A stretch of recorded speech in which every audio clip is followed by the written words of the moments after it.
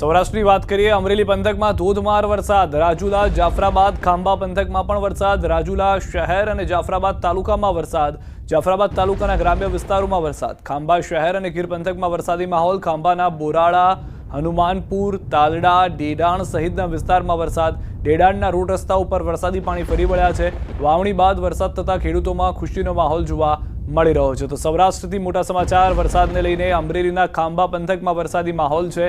ખાંભાના ગ્રામ્ય વિસ્તારોમાં વરસાદી ઝાપટા જોવા મળી રહ્યા છે. વરસાદી માહોલથી ખેડૂતોમાં પણ ખુશીનો માહોલ છે. અમરેલી એ વિસ્તાર કે જ્યાં આગળ સારો એવો વરસાદની શરૂઆત થઈ હતી અને હજી પણ વરસાદ જે છે તે યથાવત જોવા મળી રહ્યો છે.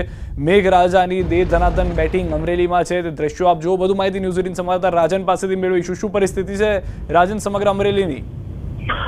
સિદ્ધાર્થ, આમ જોવા જઈએ તો છેલ્લા 8 દિવસથી સતત અમરેલી જિલ્લામાં કોઈ ને કોઈ વિસ્તારમાં વરસાદ વરસી રહ્યો છે, પરંતુ ગઈકાલ રાત્રિથી સમગ્ર જિલ્લામાં સાર્વત્રિક, કેટલાક વિસ્તારોમાં ઓછા વત્તા અંશે વરસાદ છે, પરંતુ સાર્વત્રિક વરસાદ કહી શકાય. ખાસ કરીને આજે વાત કરવામાં આવે તો ધારી, રાજુલા, ખાંભા અને જાફરાબાદ આ વિસ્તારમાં સારો એવો વરસાદ વરસ્યો છે, જેના કારણે અનેક નદી નાળાઓ પણ છલકાયા છે.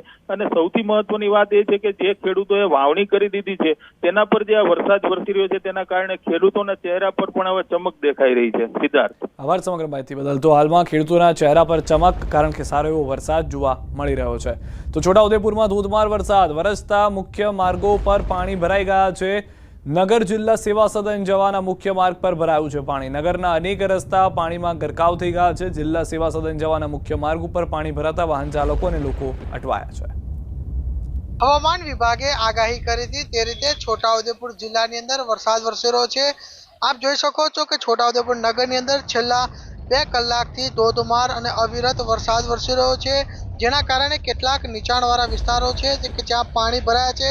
અને આ જે આપ જોઈ શકો છો, આ જે રસ્તો જે છે જિલ્લા કલેક્ટરની ઓફિસે જવા માટેનો રસ્તો છે, અને આ જે રસ્તા ઉપર પાણી ભરાયા છે. અનેક જેવા એક નદી નાળાઓ જે છે ત્યાં છલકાયા છે, અને ખાસ કરીને જે નીચાણવાળા વિસ્તારો છે ત્યાં પાણી ભરાયા છે.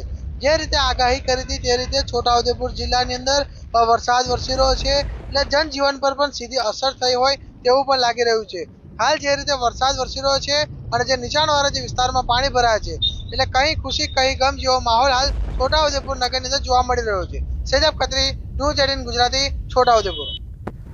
આ તરફ તાપી જિલ્લામાં પણ વરસાદી માહોલ રહ્યો. તાપી જિલ્લામાં નિઝર તાલુકા સિવાયના તમામ તાલુકામાં વરસાદી ઝાપટા પડ્યા. ડોલવણ તાલુકામાં 4.4 ઇંચ, વાલોડમાં 3.5 ઇંચ અને વ્યારામાં 3 ઇંચ વરસાદ નોંધાયો. સોનગઢ તાલુકામાં 1 ઇંચ, જ્યારે કુકરમુંડામાં 1 ઇંચ અને ઉચ્છલમાં 0.5 ઇંચ વરસાદ જોવા મળ્યો છે.